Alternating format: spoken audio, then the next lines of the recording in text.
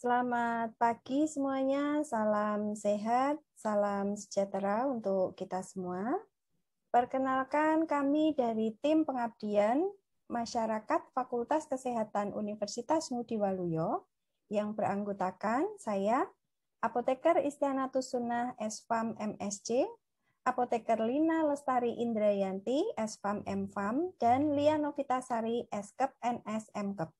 Pada kesempatan kali ini, kami akan memberikan edukasi tentang amanatin, aman, imun, iman selama pandemi COVID-19. Sebelum kami menyampaikan materi, jangan lupa untuk subscribe, like, komen di channel YouTube kami. Kami harapkan para pemirsa setia untuk menyimak materi dari kami sampai akhir, karena kami akan memberikan voucher kepada para pemirsa yang telah menjawab pertanyaan dari kami yang berada di link YouTube kami. Jawaban dengan nilai paling tinggi akan kami berikan reward berupa voucher. Untuk itu, para pemirsa untuk bisa mengisi data diri, juga menjawab pertanyaan dari kami. Baik, untuk materi yang pertama akan saya sampaikan terkait bagaimana kiat kita selama pandemi berlangsung dan mencegah reinfeksi pandemi COVID-19.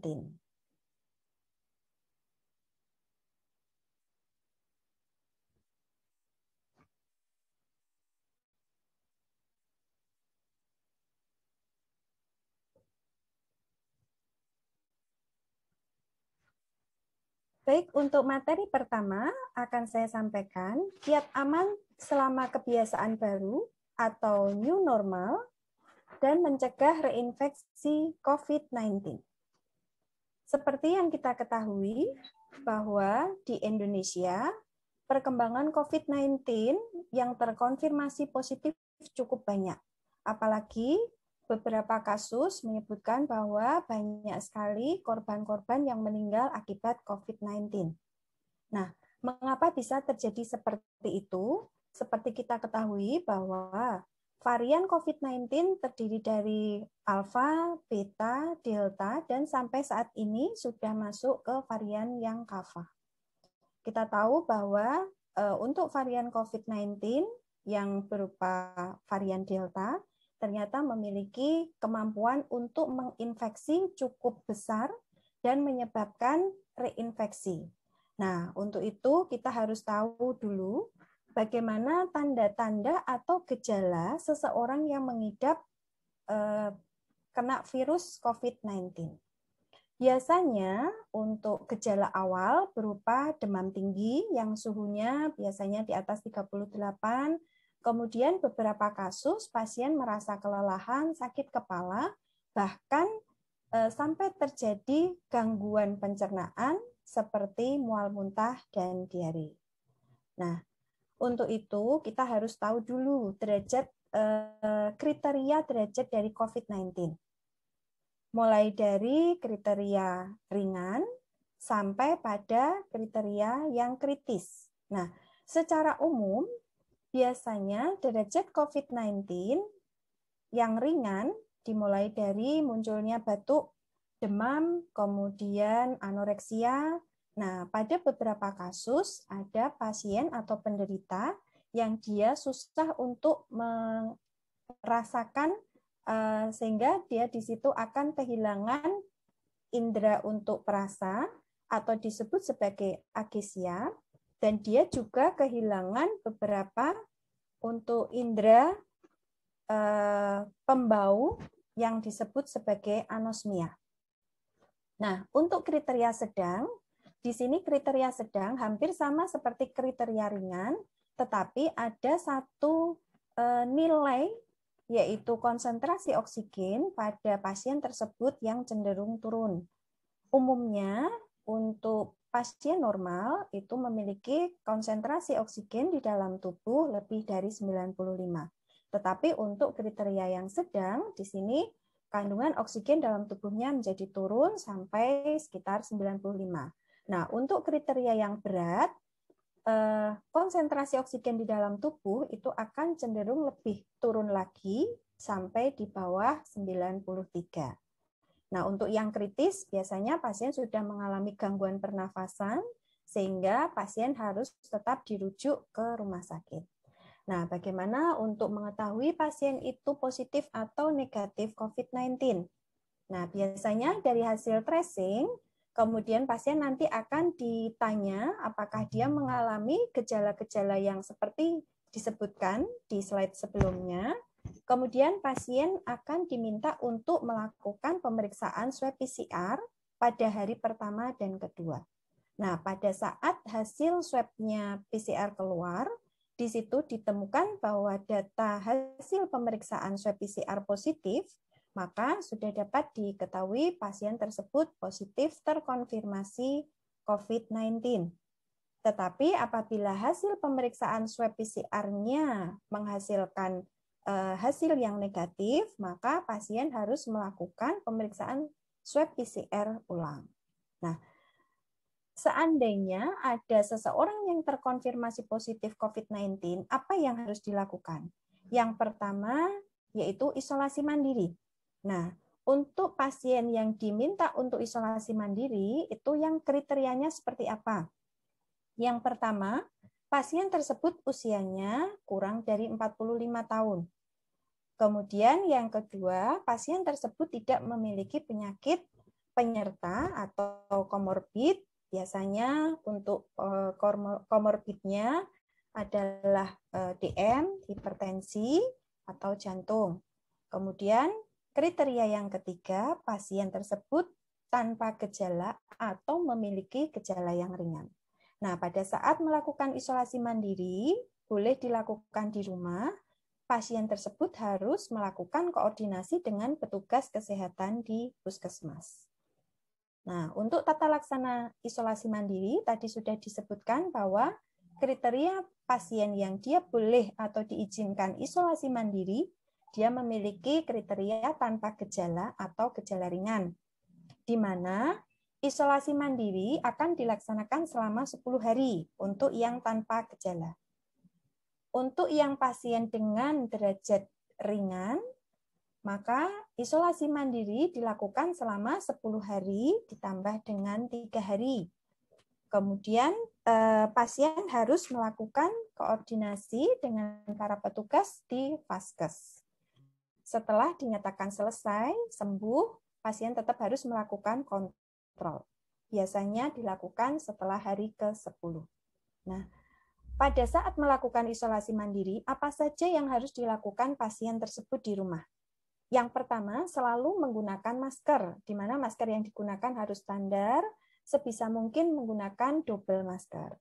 Kemudian pasien harus melakukan cuci tangan setiap kali dia melakukan aktivitas dengan sabun dan air mengalir.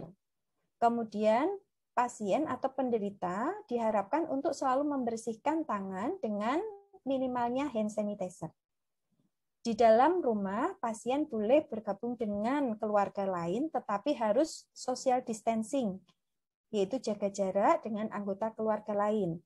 Diharapkan antara pasien dengan keluarga atau penderita dengan keluarga untuk ruangan terpisah, kamar mandi terpisah, tempat tidur terpisah, kemudian menggunakan alat makan yang terpisah, dan segera mungkin dicuci dengan sabun.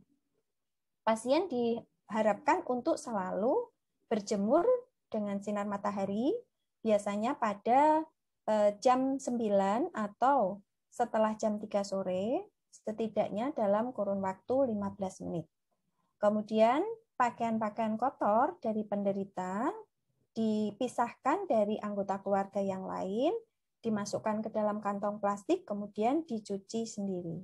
Nah, pasien diminta untuk selalu memonitoring suhu tiap hari sehari 2 kali, yaitu pada pagi hari dan sore hari.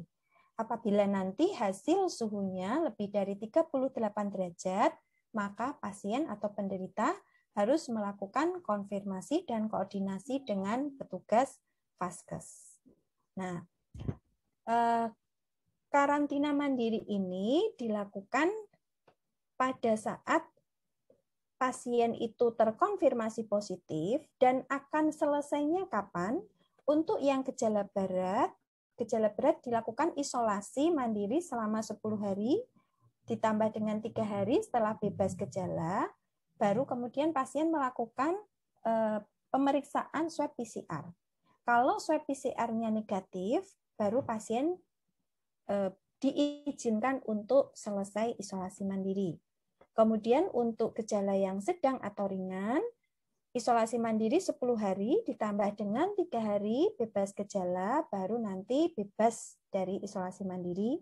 Untuk yang tanpa gejala, paling tidak isolasi mandiri selama 10 hari.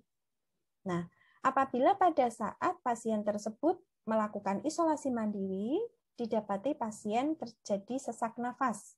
Pasien tidak perlu panik, pasien bisa melakukan kegiatan yang disebut dengan proning. Apa itu proning? Proning adalah satu kegiatan di mana bisa meningkatkan konsentrasi oksigen di dalam tubuh. Posisi proning ada 4. Yang pertama, pasien nanti bisa tidur secara tengkurap di bagian kepala, perut, dan bagian kaki disanggah bantal, dilakukan selama 30 menit. Kemudian untuk posisi yang kedua, pasien tidur miring ke kanan, kemudian kepala dibantu dengan penyangga bantal, dilakukan selama 30 menit. Kemudian yang ketiga, pasien posisi duduk dengan bersandar pada bantal selama 30 menit, dan proning dengan posisi yang keempat, pasien tidur miring ke kiri, hampir sama seperti yang di posisi kedua selama 30 menit. Nah, pada saat isolasi mandiri biasanya ada saudara atau rekan atau tetangga yang menyarankan, coba obat ini, coba vitamin ini, coba antibiotik A, coba obat turun panas B, dan lain sebagainya. Alangkah bijaknya untuk menggunakan obat dengan baik dan benar. Nah, bagaimana caranya?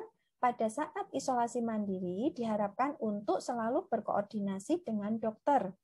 Konsultasi kepada dokter untuk pemakaian obat. Obat apa saja yang akan digunakan? Apakah perlu obat antibiotik? Apakah perlu untuk obat antivirusnya? Nah, bisa dikonsultasikan ke dokter. Biarkan dokter nanti yang meresepkan obat untuk Anda.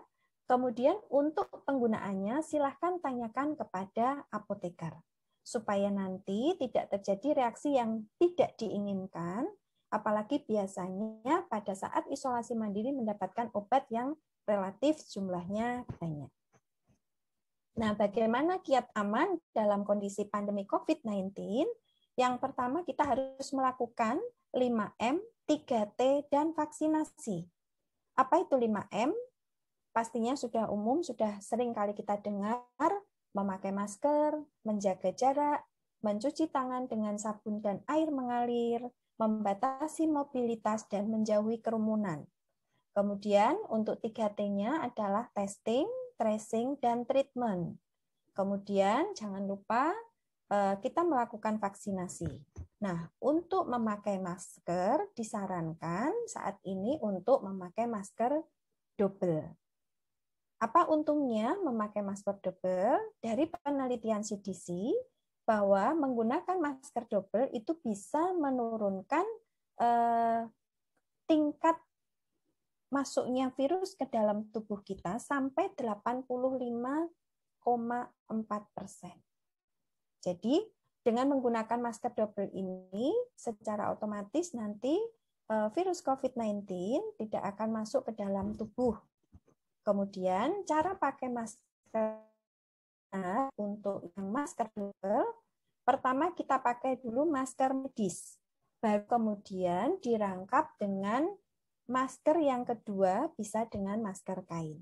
Nah, tidak dianjurkan untuk memakai double masker, tetapi yang digunakan adalah sama-sama masker kain atau sama-sama masker medis. Jadi double masker medis tidak dianjurkan, double masker menggunakan kain tidak dianjurkan, dan juga double masker N95 dengan masker yang lain tidak dianjurkan. Kemudian kita harus social distancing pada setiap kegiatan kita. selalu melakukan social distancing, jaga jarak antar anggota, antar teman, antar keluarga minimalnya 1-2 meter. Jangan lupa kita selalu melakukan cuci tangan dengan sabun dalam air mengalir. Setidaknya kegiatan tersebut sangat efektif untuk membunuh kuman penyebab penyakit. Selalu lakukan kegiatan ini rutin demi kesehatan kita. Karena 40-60 detik adalah waktu yang berharga untuk kesehatan kita. Kemudian kita lakukan tracing, di mana begitu didapatkan ada penderita terkonfirmasi positif, secara otomatis orang-orang yang pernah berinteraksi dengan pasien tersebut harus melakukan cek rapid antigen atau PCR, kemudian di tracing siapa saja yang terkonfirmasi, baru kemudian diberikan treatment sesuai dengan ketentuan. Nah, untuk vaksin, mengapa kita harus vaksin? Nah, apa sih tujuannya vaksin? Vaksin di sini digunakan untuk meningkatkan kekebalan terhadap virus COVID-19. Sehingga nanti akan terbentuk kekebalan kelompok atau herd immunity, sehingga pada saat nanti ada yang terkonfirmasi positif COVID, tingkat keparahannya akan dapat dikurangi dengan adanya vaksin. Nah, pemberian vaksin ini dilakukan dalam 2 dosis dengan jarak sekitar 28 hari. Ini tergantung dari jenis vaksin masing-masing. Kemudian, vaksin ini hanya diberikan kepada orang yang sehat. Nah, siapa saja yang tidak boleh divaksin? Yang pertama adalah seseorang yang dia sedang sakit. Maka harus ditunda dulu vaksinnya, kemudian dilakukan vaksinasi pada saat dia sudah sembuh. Yang kedua, seseorang yang memiliki penyakit penyerta atau komorbid, misalnya pasien DM, pasien hipertensi, pasien jantung, kemudian riwayat gangguan autoimun, kemudian seseorang yang usianya belum 18 ke atas, kemudian untuk penyintas COVID-19 bisa divaksin setelah 3 bulan dia dinyatakan sembuh. Untuk wanita hamil dan menyusui belum bisa divaksin karena nanti ada interaksi kepada janinnya. Nah, ini gaya hidup kebiasaan new normal atau kebiasaan baru. Yang pertama, kita harus selalu pakai masker, dianjurkan untuk memakai double masker, selalu cuci tangan, jangan lupa kemanapun pergi selalu bawa hand sanitizer, minimalnya bawa hand sanitizer. Selalu menjaga social distancing dimanapun Anda berada, konsumsi vitamin, apa saja vitamin yang bisa kita konsumsi untuk mencegah terinfeksi COVID-19, bisa vitamin B, vitamin C, vitamin D, dan vitamin E. Jangan lupa untuk selalu konsumsi makanan sehat dan bergizi, rutin olahraga minimalnya seminggu 3 kali, dalam waktu sekitar 150 menit. Dan jangan lupa selalu berdoa memohon perlindungan dan keselamatan dari Tuhan Yang Maha Esa. Demikian yang bisa saya sampaikan terkait bagaimana aman terhadap COVID-19. Semoga bermanfaat. Terima kasih.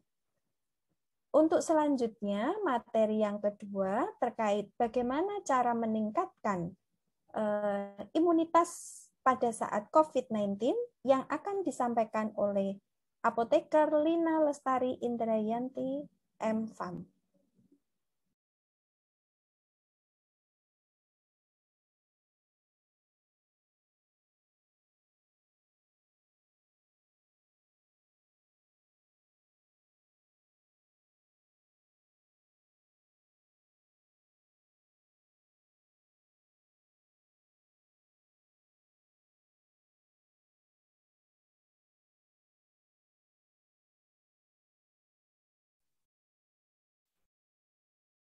Terima kasih kepada Bu Isti yang sudah menyampaikan materi.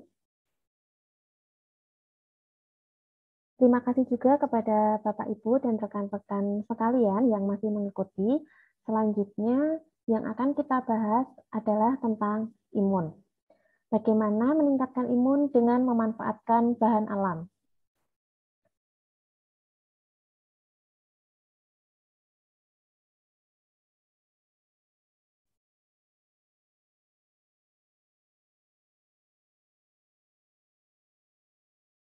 Saya, Lina Lestari Indrayati, akan memberikan penjelasan mengenai bagaimana cara untuk meningkatkan imun dengan memanfaatkan bahan alam dalam menghadapi pandemi COVID-19.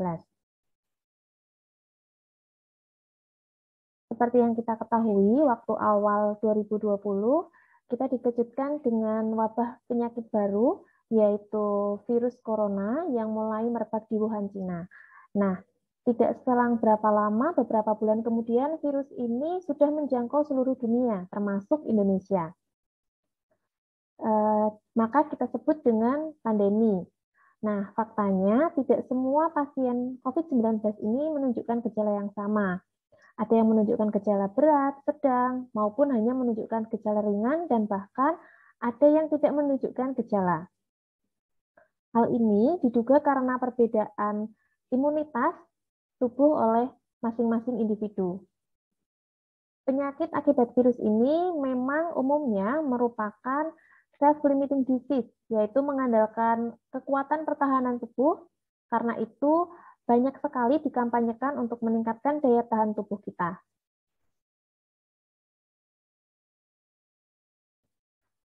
Sistem imun adalah sistem daya tahan tubuh terhadap substansi asing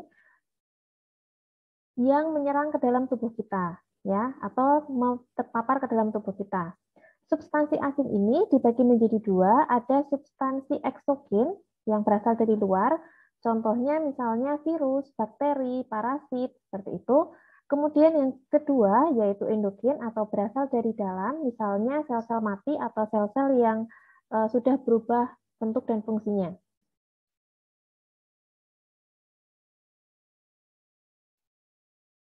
Apabila imunogen ini terpapar ke dalam tubuh kita, maka tubuh kita akan meresponnya dengan membentuk yang namanya respon imun dari sistem imun kita. Nah, sistem imun ini secara harfiah merupakan sistem pertahanan diri dari substansi-substansi asing tadi.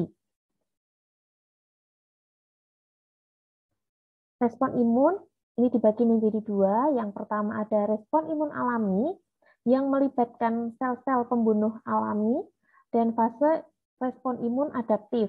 Ya, ini melibatkan limfosit T dan B dengan menghasilkan antibodi. Nah, respon alami ini akan terjadi pada awal terpaparnya imunogen. Kalau respon sebaliknya, apabila sistem imunnya kita ini tidak bisa mempertahankan terhadap serangan imunogen yang masuk, maka kita akan sakit. Nah, respon imun adaptif ini merupakan mekanisme pertahanan tubuh berupa perlawanan terhadap antigen tertentu. Nah, pada kondisi yang baik, reaksi imun alami dan respon adaptif ini akan bekerja untuk mempertahankan kekebalan tubuh kita.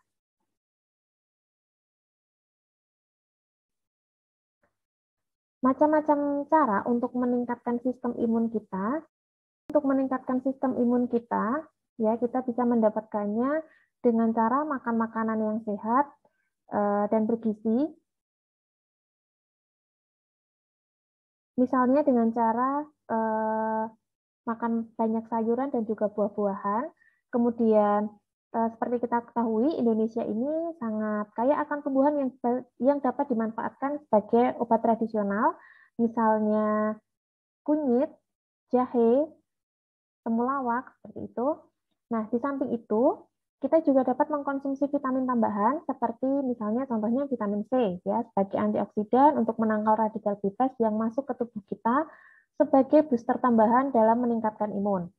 Nah, yang paling penting ini adalah menjaga pikiran kita untuk selalu positive thinking ya, karena pikiran ini, jiwa yang sehat juga akan berpengaruh ke dalam raga dan tubuh yang sehat.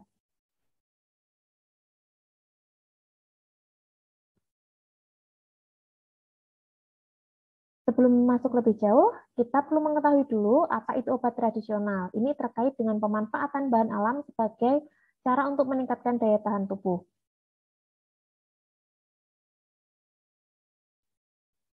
Obat tradisional adalah bahan atau ramuan obat yang berupa bahan tumbuhan, hewan, mineral, sediaan sarian atau galenik, kemudian campuran dari bahan tersebut secara turun-temurun ini telah digunakan untuk pengobatan dan dapat diterapkan sesuai dengan norma yang berlaku di dalam masyarakat.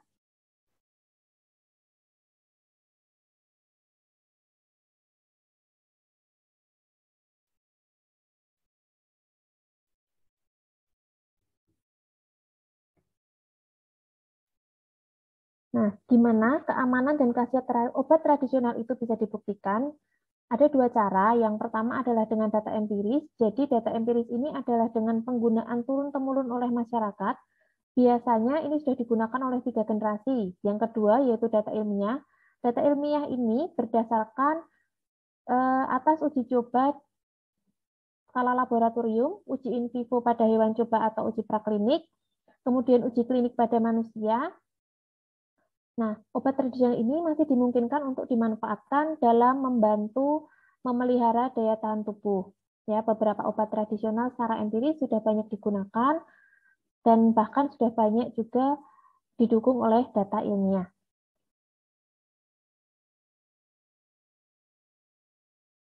Mungkin bagi sebagian orang awam, jenis obat tradisional yang paling banyak dikenal adalah jamu. Nah, mari kita belajar lebih lanjut. Selain ada jamu, ada juga obat herbal terstandar yang biasa kita sebut dengan OHT, dan juga ada fitofarmaka. Yang membedakan ketiganya ini adalah pada bukti keamanan dan khasiatnya. Misalnya pada jamu itu dibuktikan hanya dengan keamanan dan khasiat dengan data empiris saja, sedangkan untuk herbal terstandar ini dibuktikan keamanan dan khasiat secara ilmiah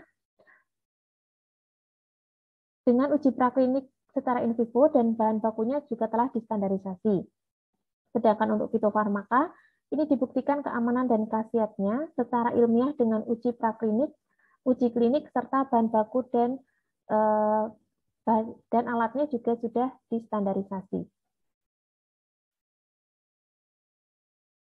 Ada dua cara untuk memanfaatkan bahan alam sebagai peningkat daya tahan tubuh. Yang pertama, kita bisa menggunakan produk jadi. Yang kedua, kita bisa meracik dan mengolah bahan alam menjadi obat tradisional sendiri. Kita masuk untuk cara yang pertama, yaitu kita langsung menggunakan produk jadi obat tradisional.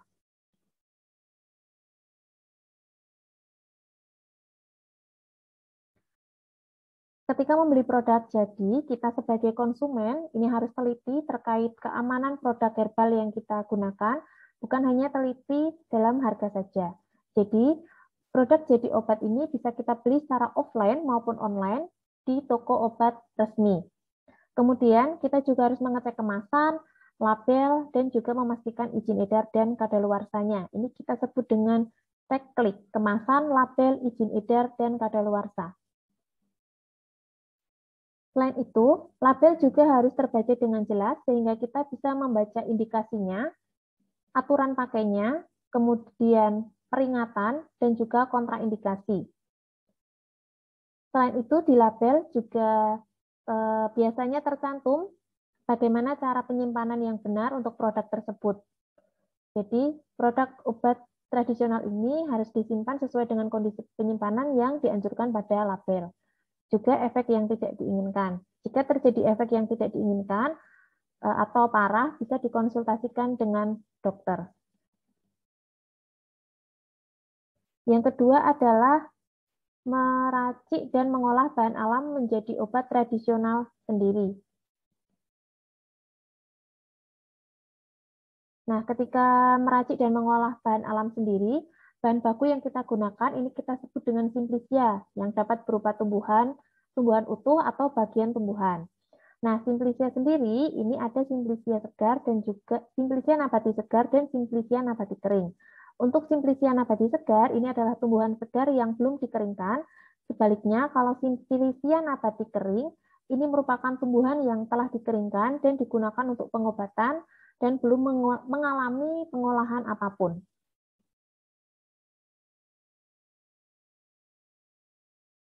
beberapa hal yang harus kita pastikan ketika kita mengolah sendiri obat tradisional, itu adalah kebenaran dari simplisia yang kita gunakan, kemudian juga harus bermutu dengan baik, pengamatan secara organoleptisnya tidak berubah melalui bau, rasa, warna, dan juga bentuknya, dan juga pastikan simplisia yang kita gunakan tidak terkontaminasi. Hal-hal apa saja yang harus diperhatikan ketika kita memanfaatkan obat tradisional yang kita gunakan dalam skala rumah tangga? Ini adalah reaksi alergi, karena setiap individu berbeda reaksi alerginya. Kemudian kelompok yang berisiko misalnya bayi, anak-anak, wanita hamil, orang lanjut usia, serta kondisi penyakit tertentu. Kemudian takaran dan kombinasinya juga dihindari untuk takaran dan kombinasi yang berlebihan. Penggunaan jangka panjang, peringatan, perhatian, dan juga efek yang tidak diinginkan, serta konsultasikan dengan dokter jika menggunakan obat ini bersamaan dengan obat sintesis.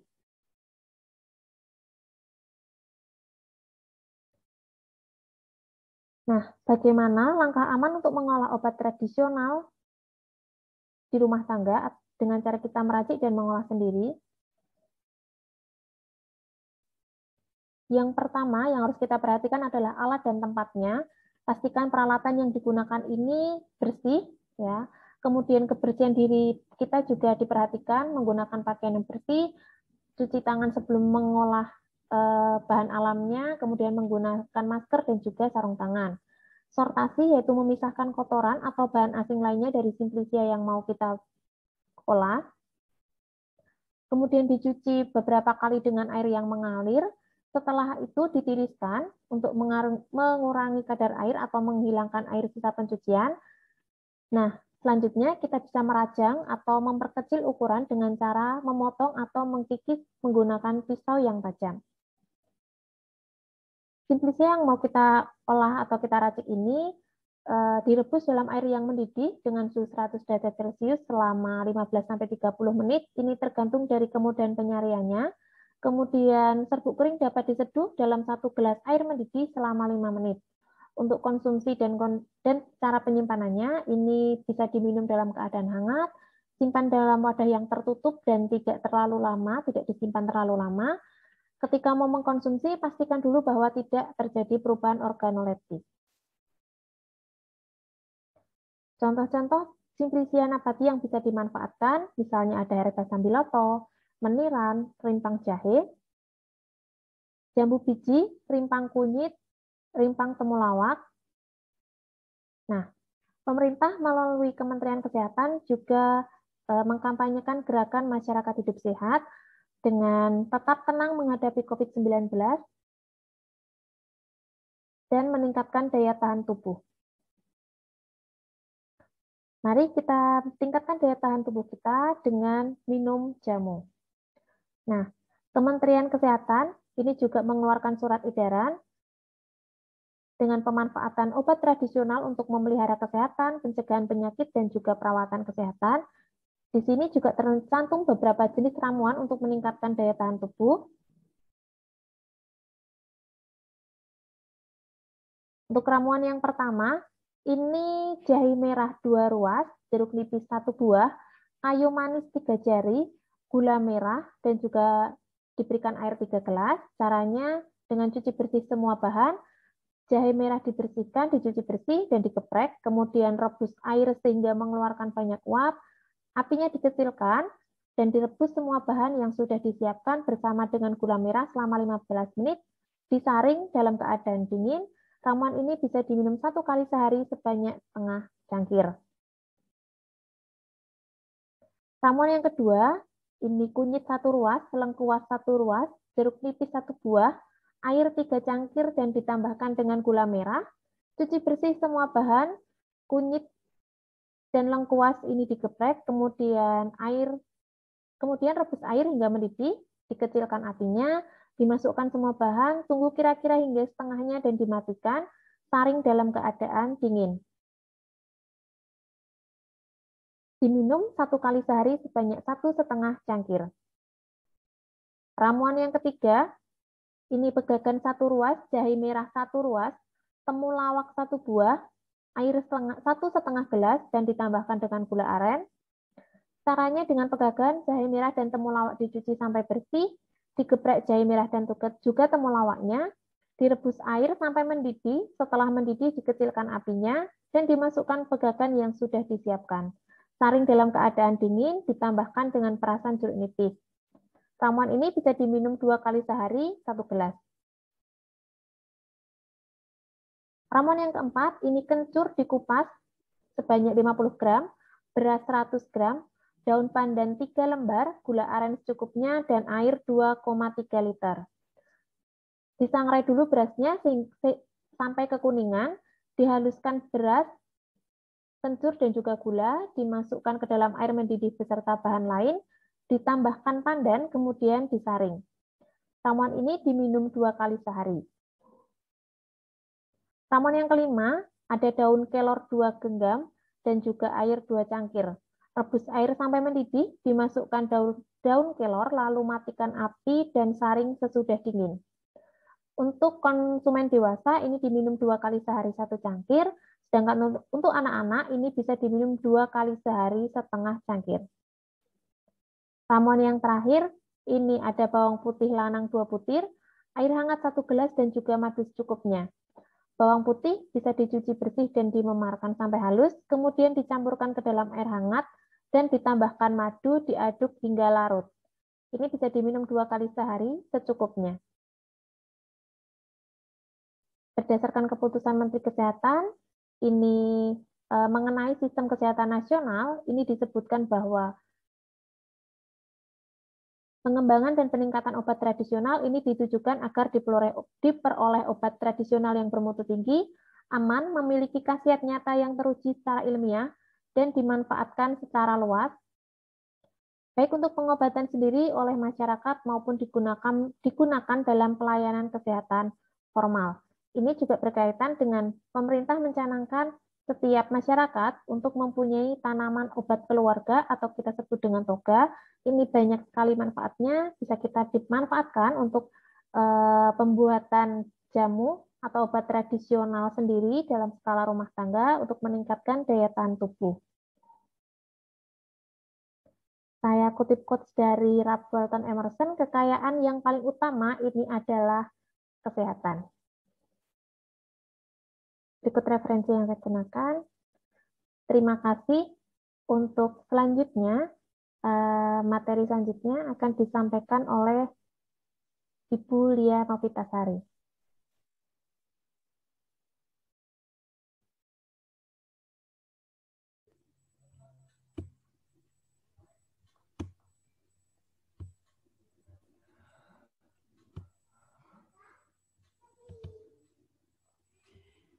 Oke, terima kasih Mbak Lina. Ya, Assalamualaikum warahmatullahi wabarakatuh. Baik, untuk materi yang ketiga ini ya kita sama-sama belajar tentang pengelolaan iman dan emosi kejiwaan pada pasien pasca COVID. Oke, terima kasih saya ucapkan kepada pemirsa yang masih setia untuk bergabung dalam kegiatan pengabdian ini.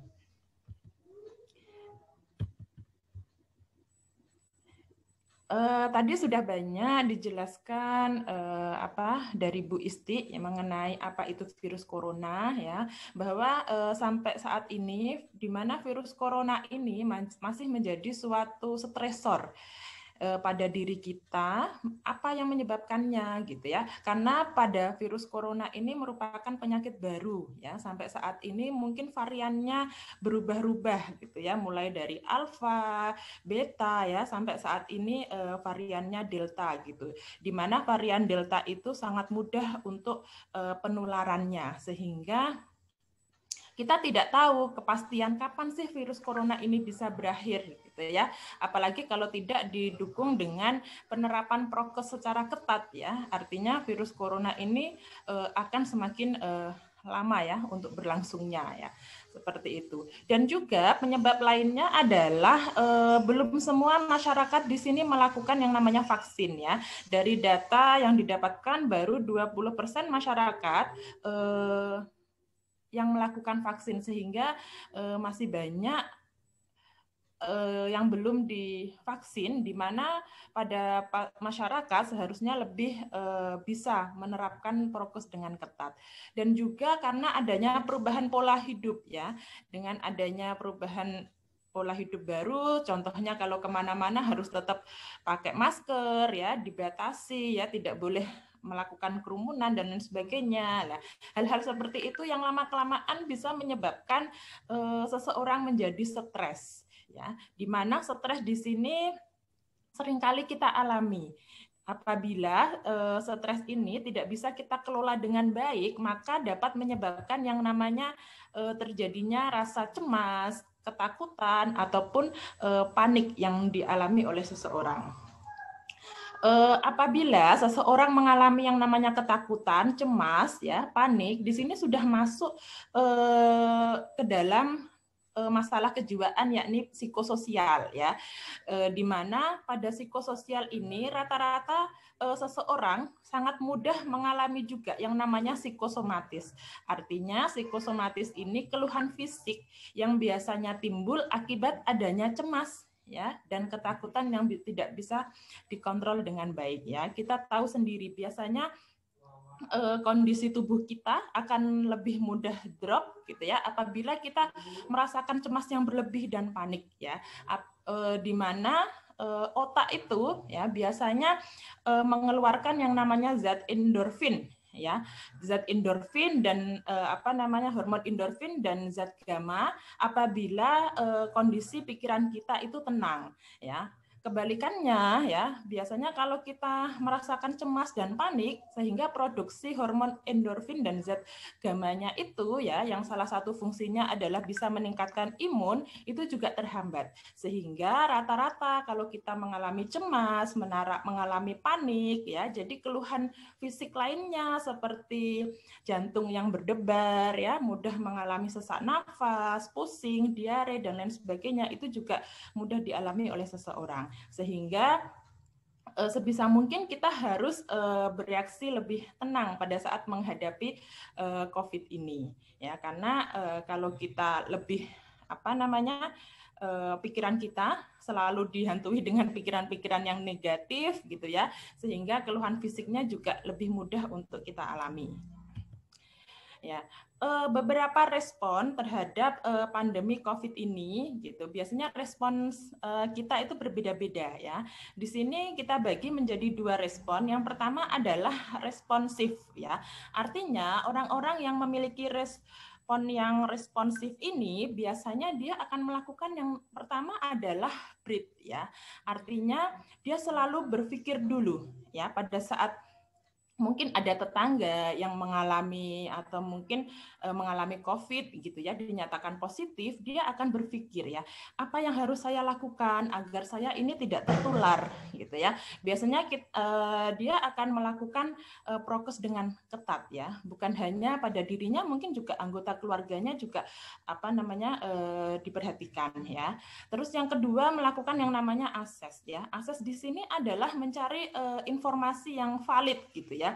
Mungkin selama ini informasi yang hoax gitu ya banyak kita temui gitu. Contohnya, setelah divaksin malah mudah mengalami yang namanya tertular gitu ya. Jadi nggak mau untuk divaksin atau mungkin menolak. Nah, itu adalah berita-berita hoax yang harus diantisipasi ya.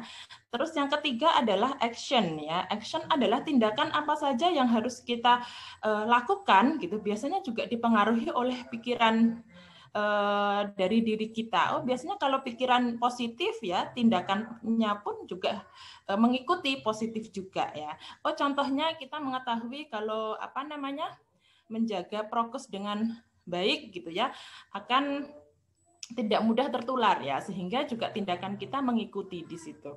Terus yang keempat selalu melakukan yang namanya refleks ya, mengevaluasi kira-kira tindakan selama ini yang sudah saya jalankan gitu ya. Contohnya memperhatikan prokes dengan ketat gitu, itu kira-kira berhasil atau enggak ya? Kira-kira saya mudah tertular atau tidak ya? Sehingga dari evaluasi itu bisa kita pertahankan ya dan kita lakukan secara berlangsung gitu. Artinya bisa kita jalankan selanjutnya gitu dari hasil evaluasi ini. Terus ada yang kedua adalah respon reaktif ya. Jadi pada respon reaktif ini banyak sekali ya orang-orang di sini responnya adalah merasa tegang dan agresif gitu. Ya, biasanya mudah marah gitu, mudah menyalahkan keadaan ya, atau mungkin biasanya juga ada ya yang apa namanya orang-orang ya yang belanjanya over gitu ya, mungkin beli maskernya banyak gitu atau mungkin hand sanitizer-nya ya ditampung di rumah sebanyak-banyaknya gitu. Itu salah satu contoh dari tindakan respon yang reaktif gitu ya. Jadi sebisa mungkin kita dalam merespon COVID ini adalah melatih diri kita agar selalu responsif.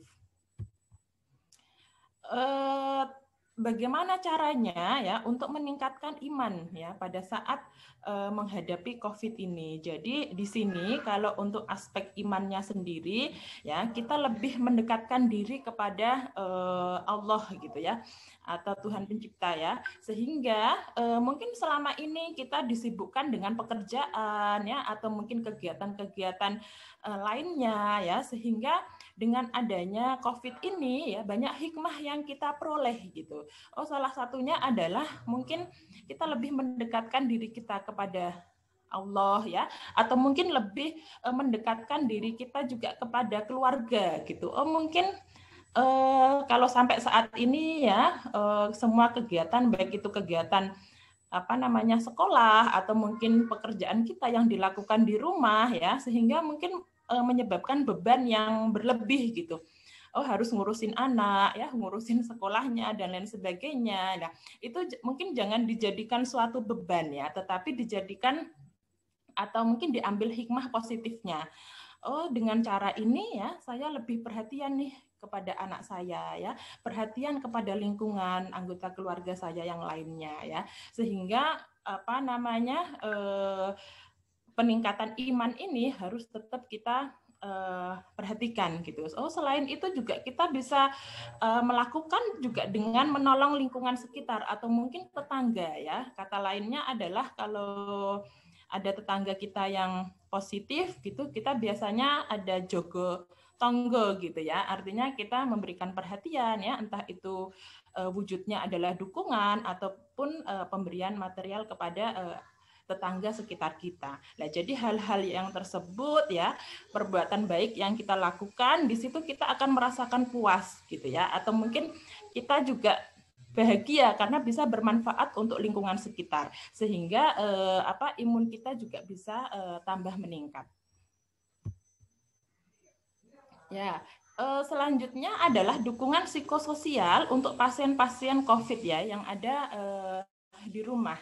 Jadi yang bisa kita lakukan adalah yang pertama memberikan dukungan ya.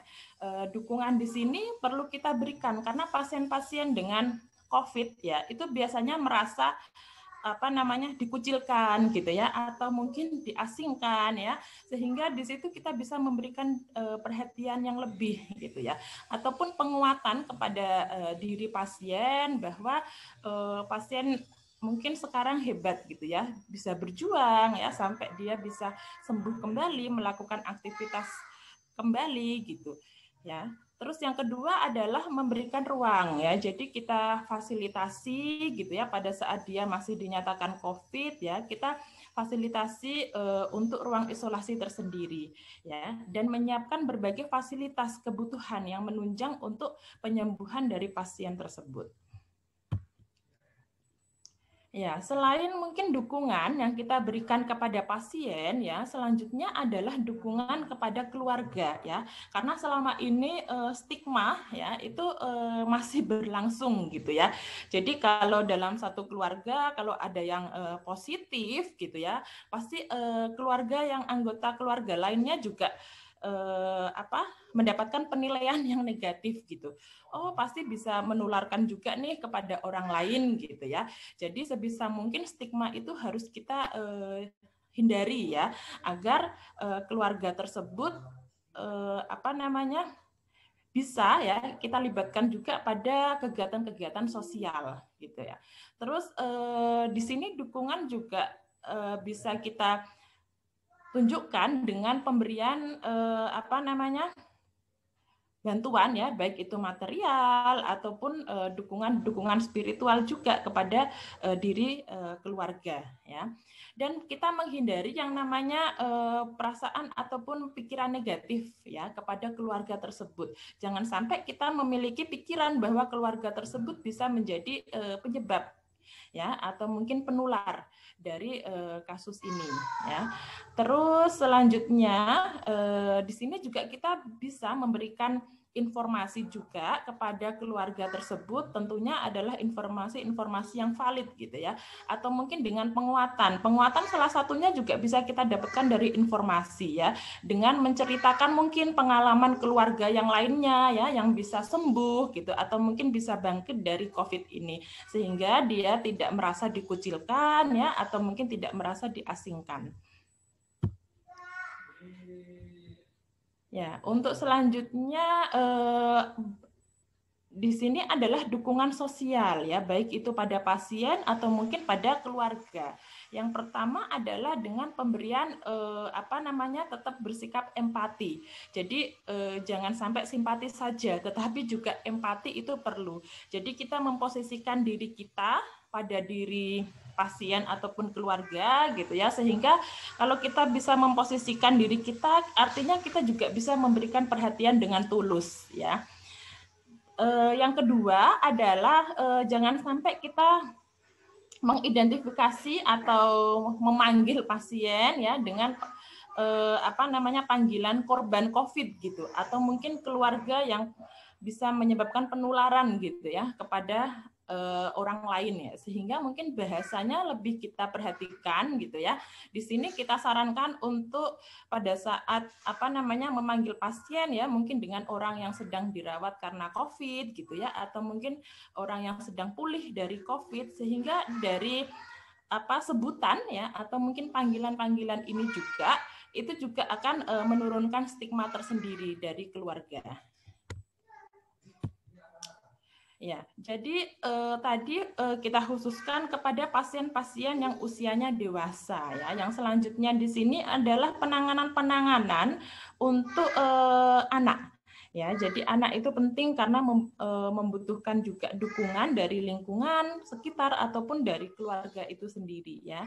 Jadi cara mengantisipasi dari anak tersebut adalah yang pertama, ajak anak berbicara dengan tenang gitu ya. Kadangkala memang anak itu sulit ya untuk menyampaikan apa yang dia rasakan gitu ya, sehingga sebisa mungkin kita berikan ruang ya ataupun waktu ya sampai anak itu siap untuk bercerita ya, mengekspresikan segala perasaan, sehingga pada saat dia sudah siap untuk bercerita gitu ya, di situ adalah anak itu akan berkurang ya beban yang dia alami ya. Terus yang kedua, tetap memberikan pujian dan motivasi kepada anak ya. Motivasi di sini tentunya tidak membanding-bandingkan juga ya dengan anak-anak yang lainnya gitu ya, sehingga anak di sini ya merasa lebih dihargai oleh keluarga. Dan yang ketiga ya, tetap kita fasilitasi interaksi dengan teman-temannya, karena mungkin kelamaan di rumah ya, sekolah dari rumah itu juga membuat anak semakin merasa jenuh gitu ya. Jadi orang tua harus tetap memfasilitasi dengan menggunakan media sosial dan tetap melakukan yang namanya pengontrolan gitu ya. Jangan sampai anak itu tidak ada pengawasan juga dari orang tua. Dan yang keempat adalah kita fasilitasi. Kira-kira kegiatan atau mungkin hobi yang dimiliki oleh anak itu apa ya? Biasanya untuk membunuh kejenuhan dari anak tersebut gitu ya, itu kita bisa mengalihkan dengan berbagai kegiatan-kegiatan yang menarik atau mungkin yang sesuai dengan hobi anak. Dan yang kelima ya, menghindari segala bentuk kekerasan ya. Jangan sampai orang tua di sini merasa jenuh ya, bebannya meningkat, terus pelampiasannya juga ke anak gitu ya. Biasanya dengan cara memukul ya, atau mungkin dengan cara membanding-bandingkan dengan anak lainnya, itu tidak diperbolehkan karena juga termasuk tindakan bullying ya, atau mungkin penganiayaan juga pada anak. Nah, itu yang harus kita hindari. Ya, yang keenam, di sini juga tetap mengawasi penggunaan media sosial pada anak tersebut dan melatih yang namanya kegiatan relaksasi. Jadi kegiatan relaksasi yang mudah untuk dilakukan adalah dengan cara tarik nafas dalam, ya.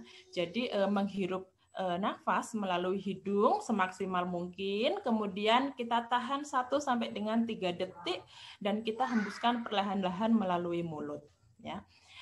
Anjurkan juga pada anak itu untuk melakukan olahraga yang sesuai dengan kemampuan dari anak tersebut, ya, sehingga dari kegiatan-kegiatan ini, ya, sebisa mungkin kita bisa melakukan untuk distraksi, ya, atau mungkin mengalihkan perhatian agar anak itu juga tidak jenuh, tidak bosan, ya, pada saat di rumah. Ya, sebagai penutup di sini, ya, jadi ada beberapa hal yang perlu saya sampaikan, ya. Jadi dalam menghadapi pandemi COVID ini, pasti rasa sedih, ya, merasa tertekan, khawatir, bingung, ya, stres itu adalah suatu hal yang normal, ya. Tetapi kita juga harus dapat mengelola, ya, stres itu dengan baik sehingga untuk kecemasan dan ketakutan ataupun depresi bisa kita minimalkan, ya. Terus apabila masalah-masalah psikososial tadi, contohnya di atas sudah saya sampaikan bahwa masalah psikososial itu merasa mungkin putus asa, kecemasan, ya, merasa tidak berdaya, ya. Apabila hal-hal itu, ya, kita alami dan berlangsung terus menerus gitu atau berkepanjangan gitu, ya, kita alaminya, maka harus segera kita konsultasikan kepada dokter atau mungkin psikiater yang ada di puskesmas ataupun yang ada di rumah sakit terdekat, ya. Selanjutnya tetap harus kita lakukan untuk peningkatan imun, ya, pada diri kita, ya, melalui istirahat yang cukup atau mungkin melalui pola makan yang baik atau mungkin peningkatan imun juga dari pikiran kita yang selalu kita atur agar pikiran itu menjadi selalu positive thinking gitu, ya, karena dari pikiran yang positif, ya, jadi akan mempengaruhi peningkatan imun sehingga kalau imunnya meningkat kondisi fisik juga akan membaik. Di sini stres tidak dapat dihindari, ya, tetapi harus kita berusaha untuk melakukan manajemen atau mungkin mengelola stres itu dengan baik. Ya, terima kasih. Demikian untuk pemaparan materi mengenai pengelolaan imun dan emosi pada siang hari ini. Semoga dengan materi ini dapat bermanfaat bagi kita semua. Baik, mungkin itu saya kembalikan ke Bu Isti. Monggo, Bu. Ya, terima kasih Bu Lia dan Bu Lina atas materinya. Demikian tadi materi pengabdian dari kami, tim pengabdian Fakultas Kesehatan Universitas Ngudi Waluyo. Kami sampaikan sekali lagi kepada para pemirsa untuk nanti bisa mengisi dan menjawab pertanyaan dari kami yang ada di link channel YouTube. Jangan lupa nanti dijawab dengan benar. Materi sudah kami berikan, semoga nanti jawaban yang masuk ke kami bisa kami berikan voucher. Harapannya nanti banyak yang jawabannya benar karena materi sudah disampaikan. Sekali lagi jangan lupa untuk subscribe, like, dan komen untuk mendapatkan informasi-informasi kesehatan di channel YouTube kami. Terima kasih atas perhatiannya. Semoga materi yang kami sampaikan dapat bermanfaat bagi kita semua. Selamat berjumpa lagi dengan materi yang berbeda. Assalamualaikum warahmatullahi wabarakatuh. Waalaikumsalam.